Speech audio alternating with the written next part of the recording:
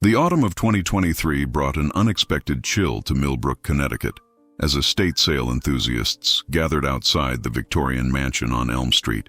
Margaret Chen, a seasoned antique appraiser with 23 years of experience, arrived early that Saturday morning, her trained eye scanning the crowd of eager buyers. The Whitmore estate had been sealed for decades following the mysterious disappearance of its last owner, Eleanor Whitmore, in 1987. Inside the dusty parlor, beneath layers of white sheets and forgotten memories, Margaret discovered what appeared to be an ordinary family portrait. The ornate gold frame held a sepia-toned photograph dated 1925, showing a well-dressed family of four posed formally in their sitting room. Thomas Whitmore, the family patriarch, stood behind his seated wife, Catherine, while their two young children, Robert and Eleanor, flanked their mother's chair. The composition seemed typical of the era. Stiff poses, serious expressions, and the formal attire that defined upper-class American families of the 1920s. Margaret almost passed it by, but something nagged at her professional instincts. Perhaps it was the way the light fell across the subjects, or the subtle tension in their carefully arranged poses.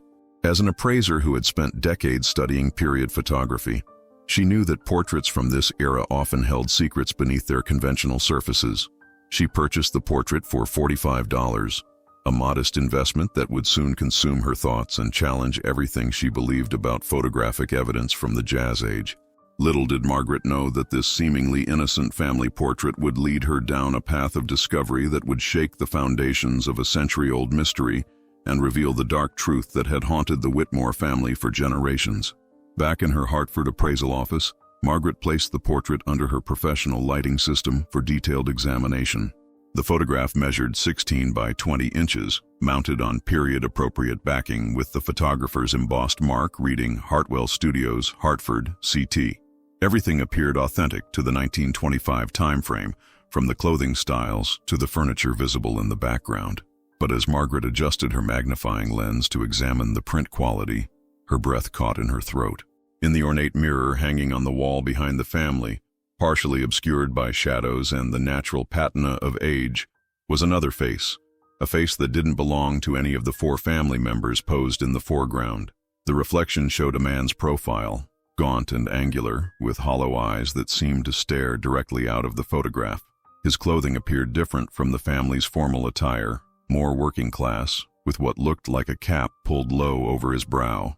Most disturbing was his expression, a mixture of rage and desperation that contrasted sharply with the family's composed demeanor. Margaret's hands trembled slightly as she repositioned the magnifying glass. In 30 years of examining historical photographs, she had never encountered anything quite like this. The technical aspects were puzzling. How could someone be captured in the mirror's reflection without being visible in the main composition? The lighting angles didn't support the theory of an accidental double exposure, and the depth of field suggested this was a single, deliberate shot. She reached for her phone to call Dr. James Morrison, a photography historian at Yale University who specialized in early 20th century American portraiture. If anyone could help her understand the technical impossibility of what she was seeing, it would be James. But first, she needed to document everything meticulously, because she had a growing suspicion that this photograph held secrets far more sinister than a simple photographic anomaly.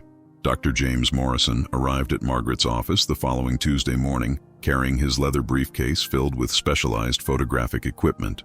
His reputation as one of New England's foremost experts in historical photography preceded him, and Margaret felt a mixture of relief and anticipation as he examined the portrait with professional detachment.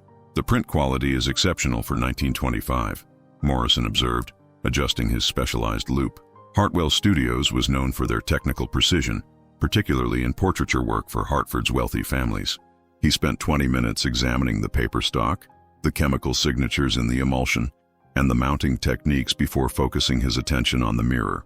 When Morrison's expression shifted from professional interest to genuine bewilderment, Margaret knew her discovery was significant. "This is unprecedented," he murmured, photographing the mirror's reflection with his high-resolution camera. "The figure appears to be standing approximately 6 feet behind the family, yet there's no evidence of his presence in the main composition. The shadows, the depth of field, everything suggests this was captured in a single exposure." Morrison's analysis revealed even more disturbing details. The mysterious figure's clothing suggested a working-class background, possibly a tradesman or laborer, completely inconsistent with the family's obvious wealth. More troubling was the way the man's eyes seemed to follow the viewer, a psychological effect Morrison had never encountered in historical photography. There are only two possible explanations, Morrison concluded, packing his equipment with unusual haste. Either this represents an unprecedented photographic technique for 1925, or we're looking at evidence of something that happened in that room, something the photographer captured unintentionally. His voice carried a weight that made Margaret's skin crawl. As Morrison left, he handed her a business card. "I'm recommending you contact Detective Sarah Rodriguez with the Connecticut State Police Historical Crimes Division. If my suspicions are correct, this photograph might be evidence in a case that was never solved." Detective Sarah Rodriguez had spent 15 years investigating cold cases, but she'd never encountered evidence quite like Margaret's photograph. In her Hartford office, surrounded by filing cabinets containing decades of unsolved mysteries, she listened intently as Margaret and Dr. Morrison explained their findings. "The Whitmore name is familiar," Rodriguez admitted, pulling a thick manila folder from her cabinet. "We have several unsolved cases connected to that family, dating back to the 1920s. She spread the contents across her desk, police reports, newspaper clippings, and witness statements that painted a troubling picture. The first case dated to September 1925, just months after the portrait was taken. Patrick Murphy, a 34-year-old carpenter who had been working on renovations at the Whitmore mansion, was reported missing by his wife. The last known sighting placed him at the Whitmore estate on a Tuesday evening, supposedly collecting payment for completed work. His body was never found." Rodriguez pointed to a faded police sketch. "The witness descriptions match your mirror figure remarkably well." Murphy was described as tall, gaunt, with angular features. He typically wore a worker's cap and had what neighbors called intense, hollow eyes. The similarity to the face in the mirror sent chills through the room. More disturbing were the subsequent disappearances. Over the next 15 years, 3 other workmen who had jobs at the Whitmore estate vanished under similar circumstances. Each case remained unsolved. Each man simply disappeared after their last known contact with the family. "Thomas Whitmore was questioned multiple times but never charged," Rodriguez explained. "He was a prominent businessman with significant political connections. The investigations were limited by the standards of the era."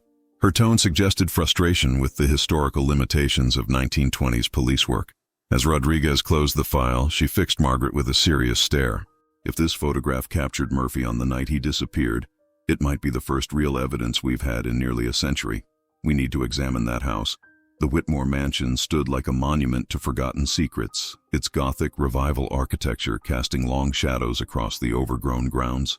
Detective Rodriguez obtained the necessary warrants while Margaret arranged for professional photography equipment that could analyze the portrait on site, comparing angles and lighting to the actual room where it was taken.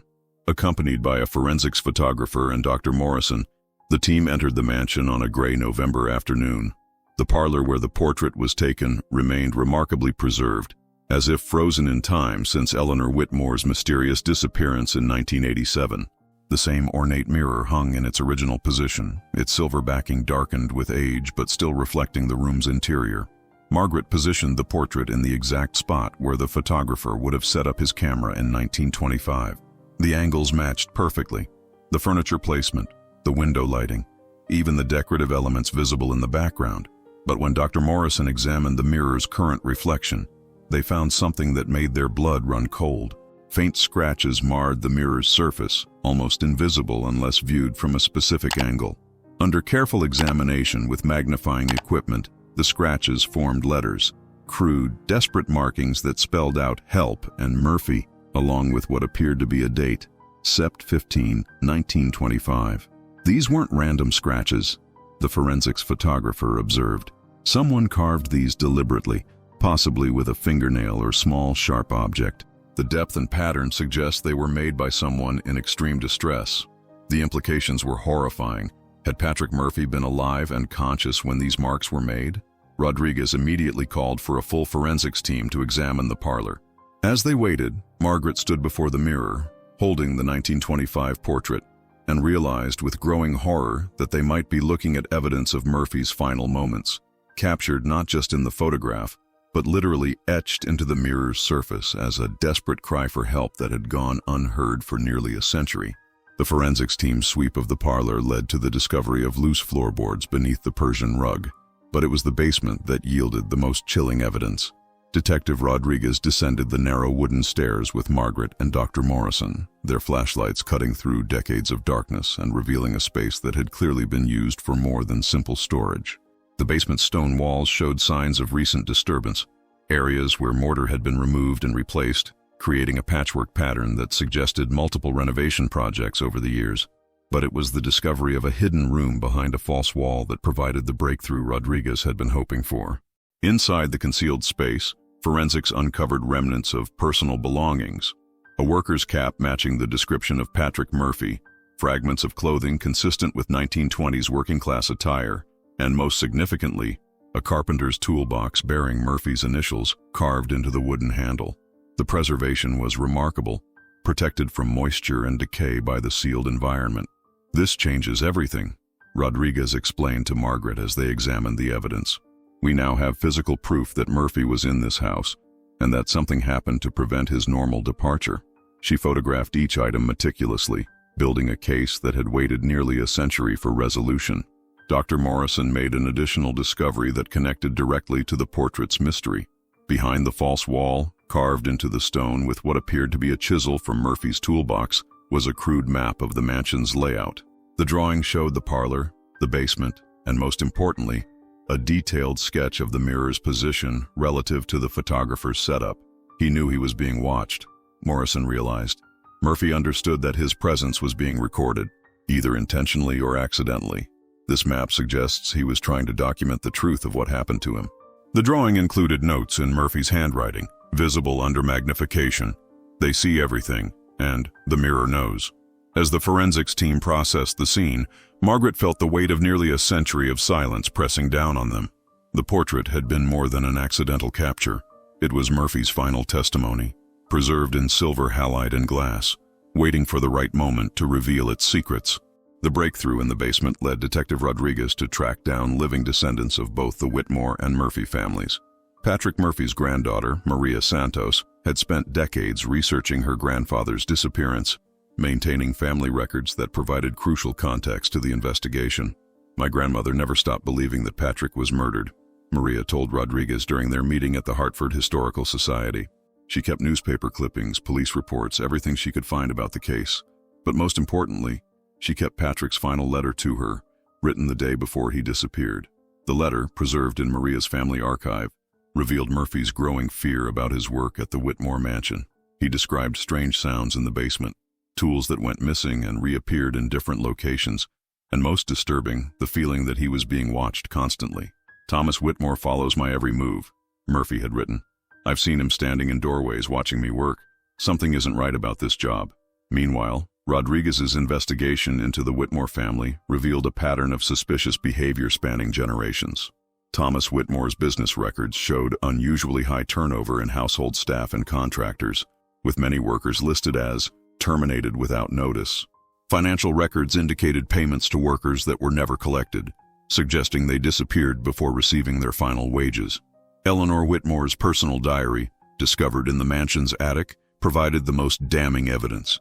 Entries from 1925 described her father's basement projects and her growing fear of what she called the men who never left. At age 7, Eleanor had witnessed more than a child should ever see, and her diary entries suggested a lifetime of trauma stemming from her family's dark secrets.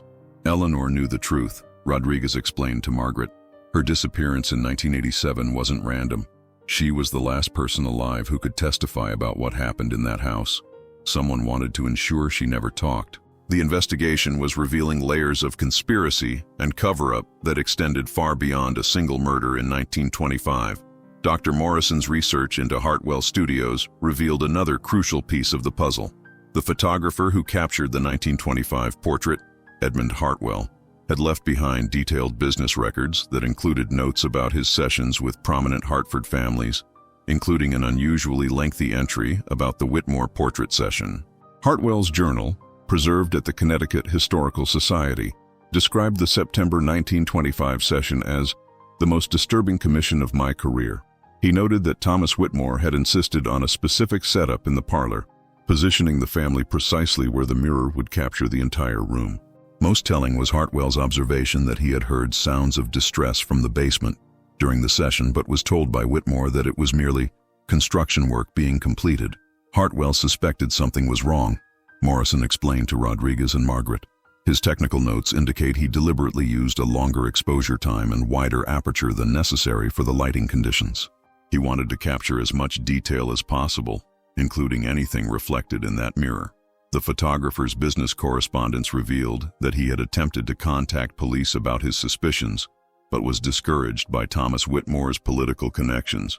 A letter dated October 1925 showed Hartwell writing to the Hartford police chief, "I believe my recent portrait session may have inadvertently documented evidence of a serious crime.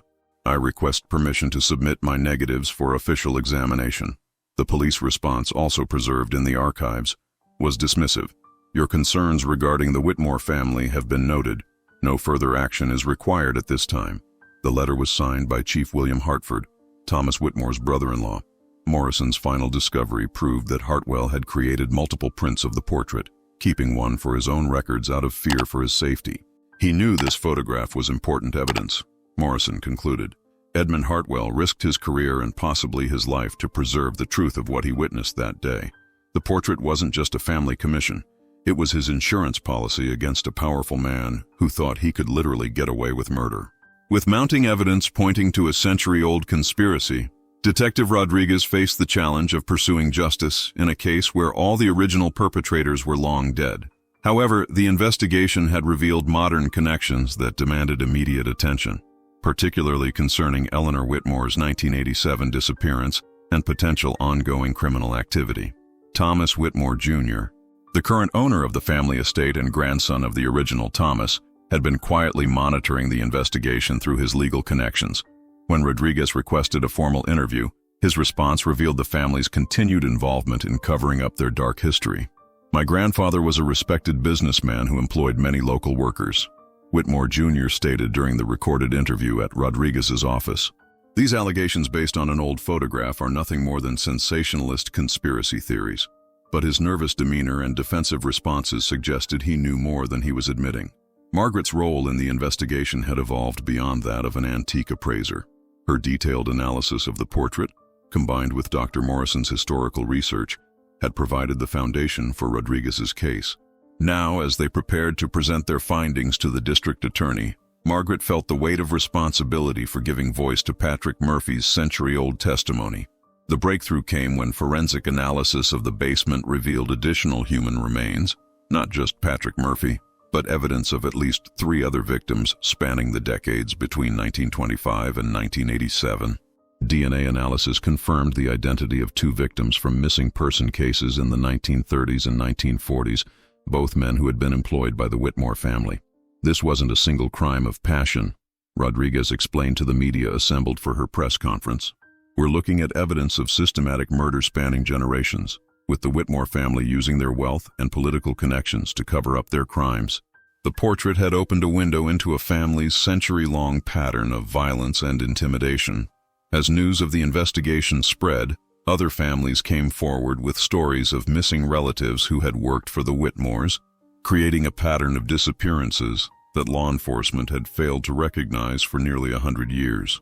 The portrait that Margaret Chen discovered for $45 at an estate sale became the centerpiece of one of Connecticut's most significant cold case resolutions. The Connecticut State Police formally reopened investigations into 7 missing person cases dating from 1925 to 1987, with the 1925 portrait serving as crucial evidence in establishing the pattern of crimes committed by the Whitmore family. Thomas Whitmore, Jr. was charged with conspiracy to conceal evidence and obstruction of justice in connection with Eleanor Whitmore's 1987 disappearance. While the original perpetrators were beyond the reach of earthly justice, the legal system could still hold accountable those who had continued the cover-up into the modern era.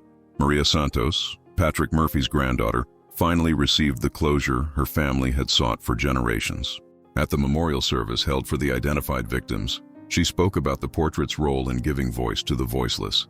"My grandfather couldn't speak for himself for nearly a century, but his image in that mirror became his testimony. Thanks to everyone who refused to let his story be forgotten, he can finally rest in peace. Dr. Morrison published his findings in the Journal of Historical Photography, establishing the 1925 Whitmore portrait as one of the most significant examples of accidental forensic photography in American history. The technical analysis of how Murphy's reflection was captured provided new insights into period photography techniques and their potential applications in historical crime investigation.